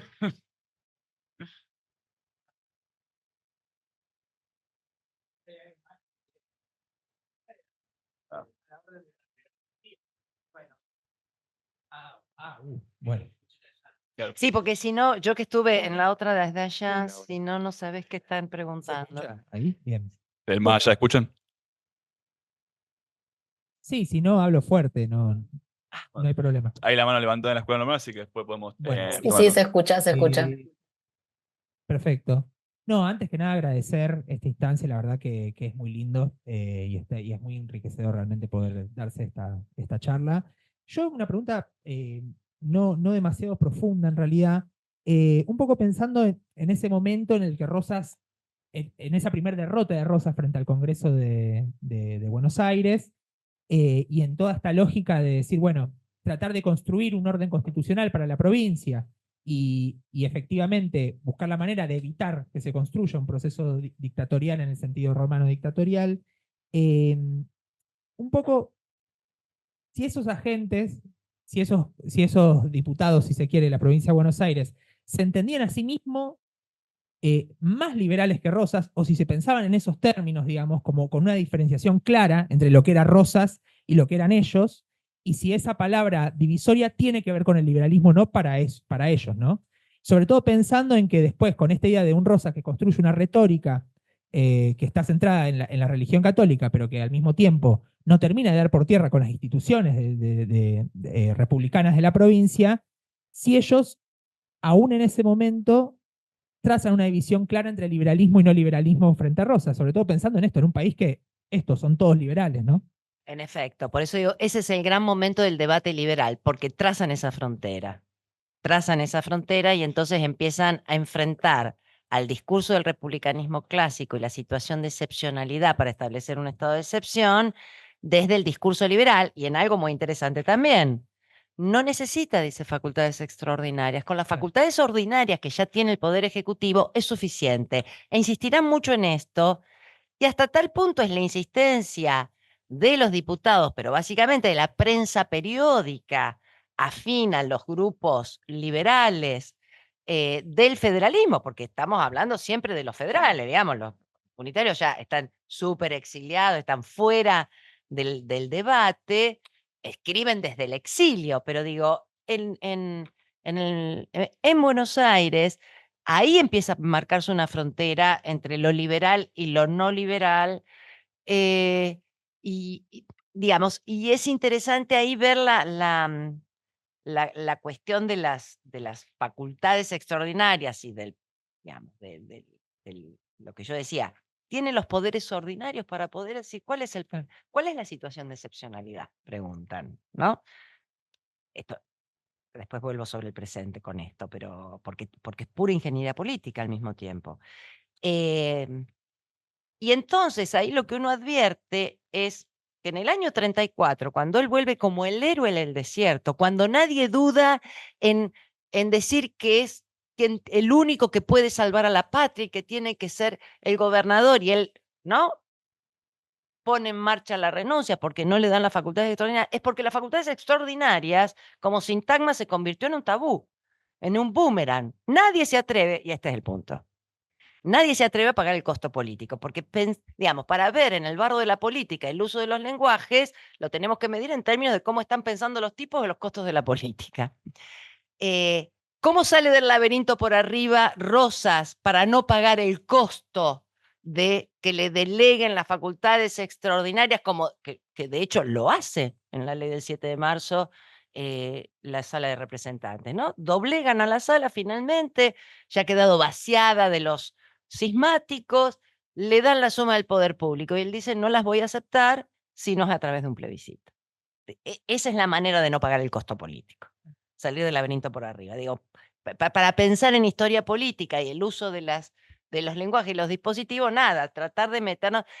Y ahí viene la cuestión de, como ocurre con cualquier ley legislado, cualquier constitución que suponga una situación de excepcionalidad, ¿sí? Para, ¿no?, cercenar derechos constitucionales o para otorgar poderes extraordinarios, llamémosle decretos de necesidad y urgencia, llamémosle. Entonces, bueno, la reforma del 94 en realidad la intención de la reforma del 94 era limitar el poder de los decretos de necesidad y urgencia del Poder Ejecutivo. El problema es cuando vos reglamentás la ley. Y perdón, la figura del jefe de gabinete aparte, ¿no? ¿Cómo También. estaba pensada en la reforma del 94 y qué es lo que efectivamente Tal cual. terminó haciendo? Pero el problema es el gran, enorme poder que se tiene para reglamentar una ley. Y cuando la ley fue finalmente reglamentada en el 2006, se estableció los 2/3 de las dos cámaras, que no estaban. Y eso coloca, por lo tanto, a esa ingeniería, vuelvo al comienzo, la tensión dentro de los mecanismos, en el puro artificio. Ahora, es un puro artificio de cómo vos reglamentás una ley que depende del principio del consentimiento de tener mayorías o no. Es dilemático porque no tiene una solución. Es decir, esto atraviesa efectivamente desde el pasado hasta el presente. Es decir, el Estado de Derecho y las formas liberales constitucionales tienen efectivamente, bueno, esta tensión intrínseca, inherente a los principios que la regulan. Sí. La escuela normal que tiene la mano. Ojo ahí el rebote. Apaga. Sí. La escuela normal, ¿te hago una pregunta? Ah, y esta Anita. Ah, Tiene el micrófono apagado por las dudas ahí, la escuela normal.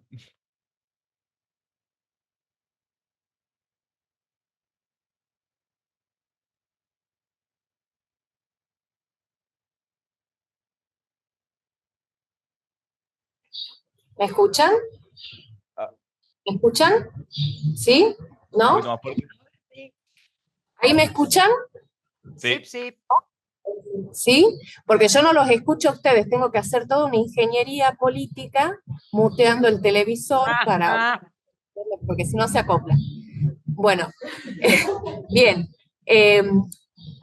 Acá una de las dudas que surgía es esta cuestión de que como en el Río de la Plata no se dio lo que en el ámbito latinoamericano, esta oposición de liberalismo versus conservadores, si acaso esa oposición termina girando en torno a la distribución territorial de la soberanía, unitarios y federales, y cómo eso o esas divisiones, si tienen algo que ver o no tuvieron nada que ver en esta cuestión de concesión de facultades al gobernador de Buenos Aires y que también se les da facultades al resto de los gobernadores como para manejar ese consenso confederal-federal durante todo el periodo rosista.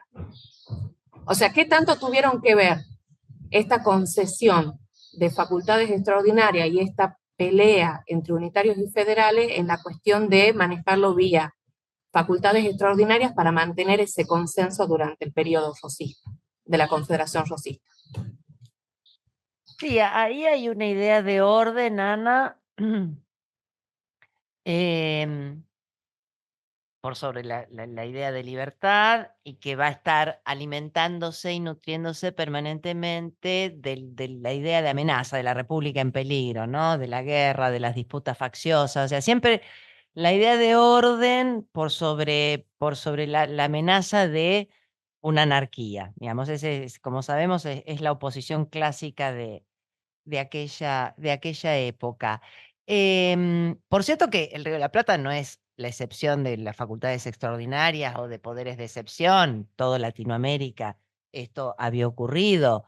Los debates en torno, bueno, al habeas corpus, por ejemplo, con qué carácter incorporar el habeas corpus, cómo se incorporar o no el estado de sitio, digamos, el debate, por ejemplo, dentro de la ciencia política o de los si no hubiese sido preferible en las primeras constituciones hispanoamericanas incorporar, como lo hizo el del 94, ¿no?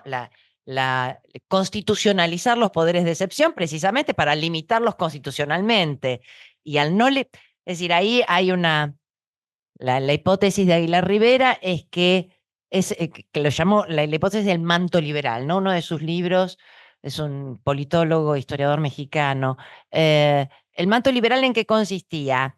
En que se había leído mucho a Montesquieu, ¿no? Estos primeros constructores de constituciones, y Montesquieu precisamente en el espíritu de las leyes va a hacer, digamos, una fuerte diatriba contra los poderes de excepción, y que por lo tanto esto habría llevado a la distorsión de que efectivamente las constituciones no se hacen cargo de esto como si no existiera, y después, por lo tanto, los poderes de excepción vienen por la vía legislativa.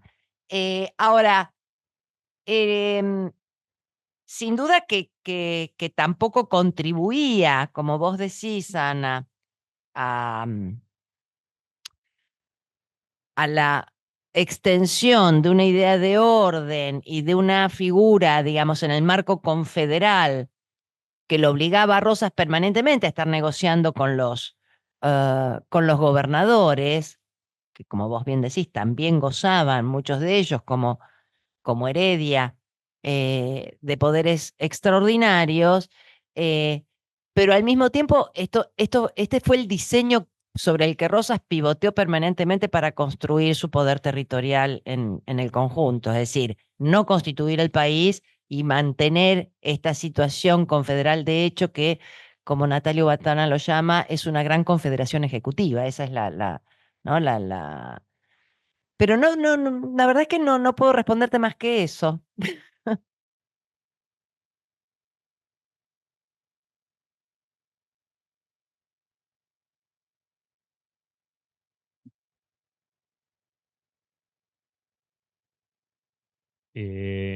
Hola, ¿alguien más tiene una...? Dale, no. Bueno, vos mencionaste en un momento el momento sismático, ¿no? Como ese primer momento de discusiones en torno a principios del liberalismo, ¿no? En donde el gran objetivo era dictar una constitución, ¿no? Y pensaba, porque bueno, leyendo justamente a Ceci en esta cuestión de, bueno, las constituciones se proyectan contra algo y para algo, ¿no? Entonces, bueno, en este sentido, este momento sismático, liberal, ¿no? Pensando en constitucionalizar para plasmar definitivamente esa institucionalización que se había dado de manera gradualista, ¿no? En Buenos Aires, y contra, obviamente, la acumulación de poder en una figura ejecutiva fuerte, ¿no? Y mencionaste que este proyecto de constitución se retoma en el 54. Yo sé que la charla es preconstitucional, pero me interesa esta cuestión, ¿no? Pensar ese segundo momento de discusión constitucional en el 54, ¿no? También fuertemente liberal, en donde se recuperan estos principios, en donde también se puede pensar que se constitucionalizan para, ¿no? Teniendo como horizonte esa experiencia previa de dictadura rosista, pero ahora la coyuntura también es otra, ¿no? Y está la Constitución de la Confederación. Y incorporo esto también para pensar esta cuestión en torno a la limitación del poder y la distribución del poder con esta cuestión de los conflictos entre los distintos sujetos soberanos, ¿no? En qué medida también esta coyuntura de una provincia que debe constitucionalizarse frente a una confederación que ya tiene su carta magna, ¿no? Entonces, ¿cómo están jugando en este segundo momento liberal de la provincia de Buenos Aires, ¿no? La experiencia previa de la provincia, pero también el momento presente y también con vistas a ese futuro, ¿no? Sí, ahí es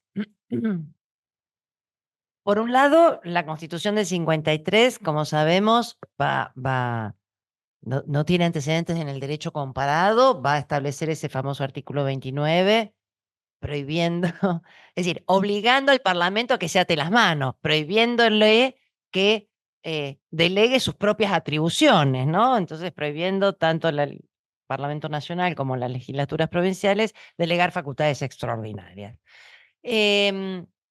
La Constitución del 54 en Buenos Aires es sin duda, digamos, finalmente es el momento liberal. Hay que constituir, hay que abandonar el gradualismo y hay que constituir la provincia, y es una disputa interestatal, es una disputa de poder frente a la Confederación, es una disputa diplomática frente a la cara externa de la soberanía. Están saliendo juntos, ¿no?, los diplomáticos de la Confederación y del Estado de Buenos Aires hacia Europa para lograr el reconocimiento de estas nuevas soberanías.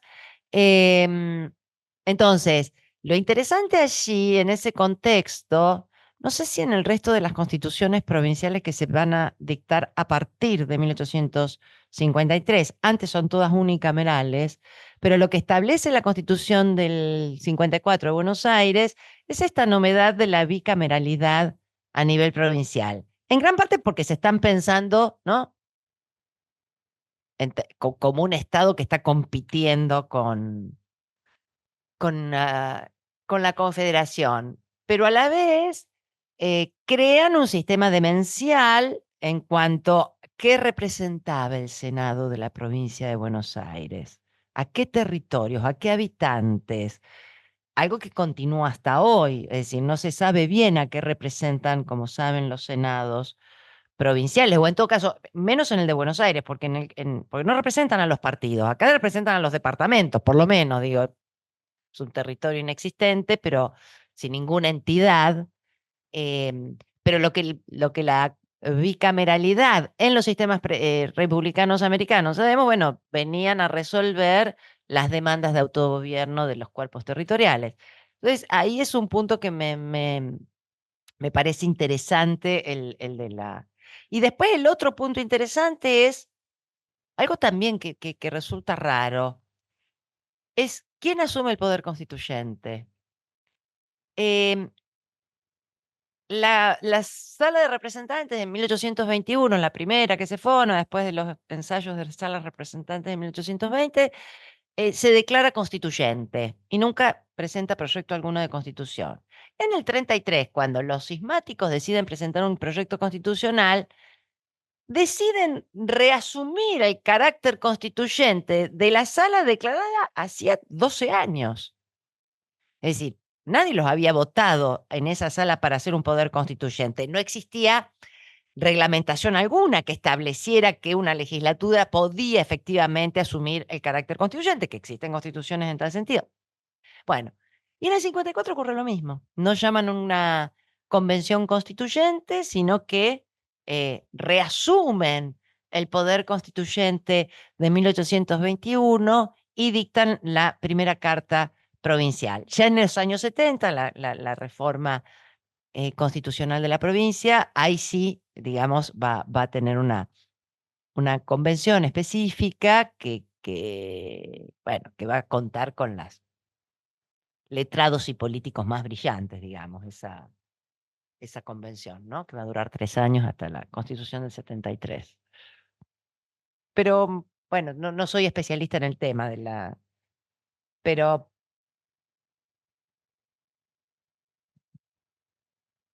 Yo, si nadie quería hacerte una pregunta. Bueno, vos marcaste, creo que lo empezaste al principio, hablabas de Darío Roldán, que dice, ahí el eje estaba puesto en estos liberalismos en fijar la reconstrucción del orden, incluso en términos territoriales, ver cuál es este sujeto de imputación soberana pensado territorialmente, etc. Después hablabas de uno de los grandes problemas de la censura, uno de los, digamos, de las banderas del liberalismo es defender la libertad de expresión. Y la libertad de expresión ahí se veía defendida o interrumpida cuando se alteraba el honor, etcétera, las injurias, pero esas injurias son proferidas generalmente no por el Estado, sino por alguien que rebasa su libertad de expresión. Después, si pensamos en el liberalismo de Alberdi, o lo que mismo le respondiste a Julián, ese liberalismo lo que retomaba de Rosas era el orden. Cuando pensamos en Alberdi, la república posible es la de precisamente un orden donde son más importantes, bueno, algunos derechos civiles, pero no los políticos, etc. ¿En qué medida, la pregunta va a esto, en qué medida en el liberalismo rioplatense es el derecho del individuo el que está en el centro? Porque muchas veces aparece desfigurado. O sea, solamente, vos decías, en el 33 se puede haber levantado frente a la posibilidad del despotismo ese discurso liberal, el del individuo como La visión sagrario. individualista del liberalismo argentino, te la debo. Claro, es otro Quiero liberalismo. decir, si vos lo comparás con la autopercepción de los ciudadanos norteamericanos respecto de sus derechos individuales, toda la tradición sajona o a un británico, pero también un francés, digo, a pesar de que hay la nación y el Estado, sin embargo, digamos, la idea de los... en el caso argentino, no solo no... La idea de la noción misma de, o la bandera de los derechos individuales no ha permeado, digamos, en el sentido común de la sociedad, sino que más bien en el siglo XX, en el sistema de creencias, lo que logra convertirse es un furibundo antiliberalismo, un sentido común antiliberal. Y hasta hace 5 minutos, el liberalismo era conservador, antiprogresista, es decir, los malos eran los liberales, ¿no? Entonces, bueno, es muy impresionante este cambio, pero no deja de ser, aún este cambio tan rotundo, en gran parte producto de una sociedad igualitaria, solo que piensa que puede, es decir, de una sociedad con expectativas de igualdad, de igualarse a los otros, solo que desencantados con la idea de cómo se podía lograr esa igualación, bueno, ahora tienen otro nuevo eslogan, bajo la creencia, y yo te diría, bueno, ahora sí, el individualismo. No, yo te diría, acá hay un gran impulso igualitario, más que individualista.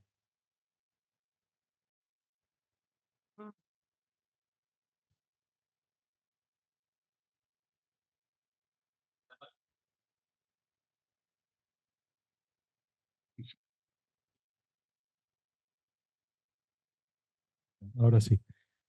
Solo para volver al punto de partida que había propuesto Julián, que era tu artículo en La Nación sobre...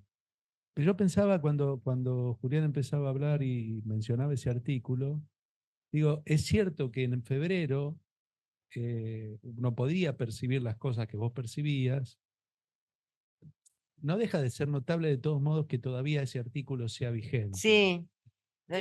Quiero decir, ahí había cierta perspicacia, no solo en captar ciertos rasgos, digamos, del mileísmo, digamos, que ya estaban presentes, sino que eso no era de coyuntura, sino que era un modo de gestión que estaba llamado a perdurar. Porque ahí habría una diferencia con Rosa. Rosa busca controlar la sala de representantes y Milei elige la estrategia de confrontar.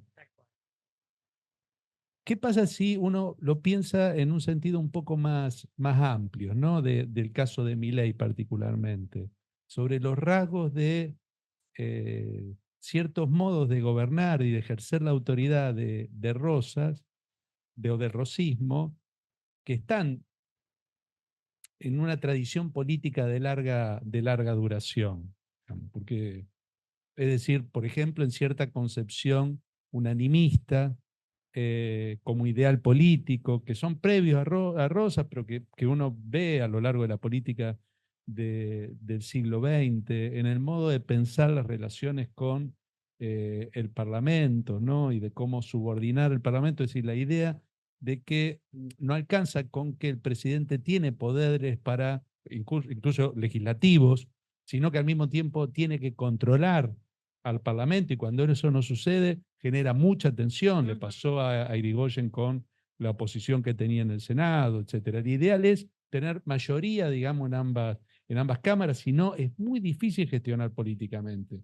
Bueno, eso. ¿Qué pasa si pensás, es decir, hacer el ejercicio de pensar eso que viste en Milei como algo un poco más amplio, ¿no? Propio del funcionamiento del sistema político republicano en la Argentina? Pero vos fíjate que en efecto, ¿no? El puente es Rosas Irigoyen y todas las comparaciones que hubo de los contemporáneos y luego entre Irigoyen y Rosas, y luego será Perón y Rosas. em,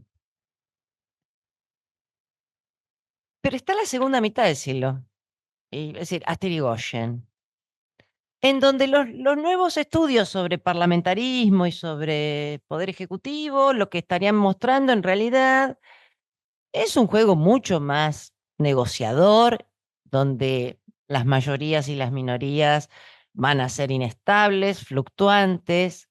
Y yo diría, y a ningún presidente después de Rosas se le ocurrió, y antes de Irigoyen, se le ocurrió hablar en nombre de una causa o de un todo, es decir, de la nación. No puede decir, cuando Rosas habla como encarnación de la causa federal, es la encarnación de la causa de la nación, lo federal. Es decir, no había...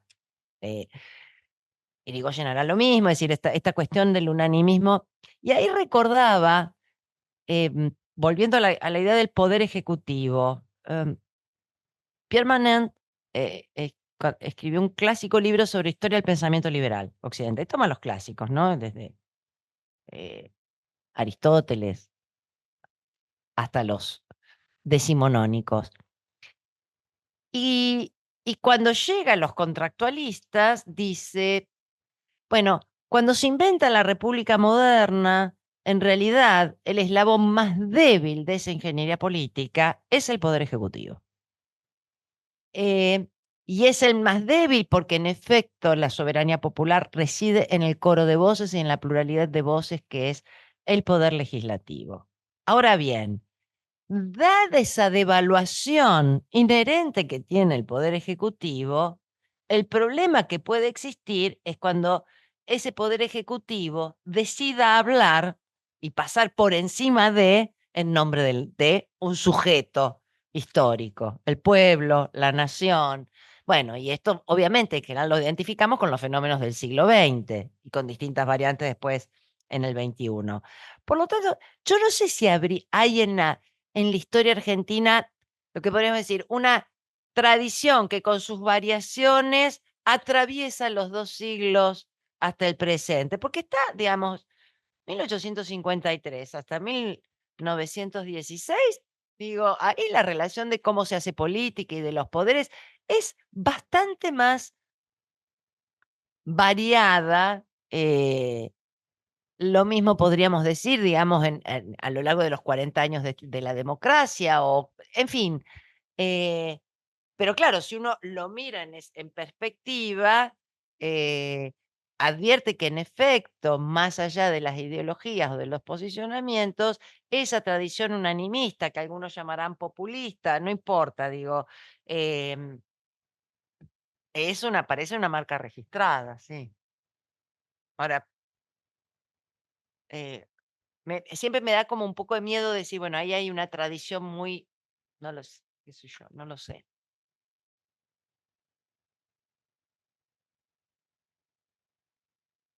¿Otro voluntario?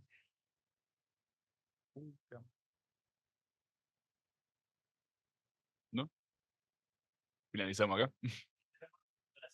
Sí, Mirá excelente. qué prolijo. Como si no hubiese estado ni ensayado ni nada.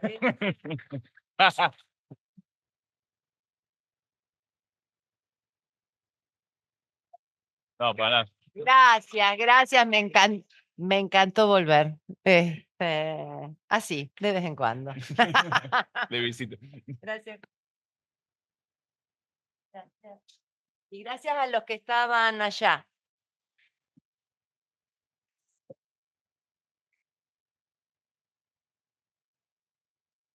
Sí. esa fecha que dice, creo que era en el salón, no me acuerdo cuál era el salón.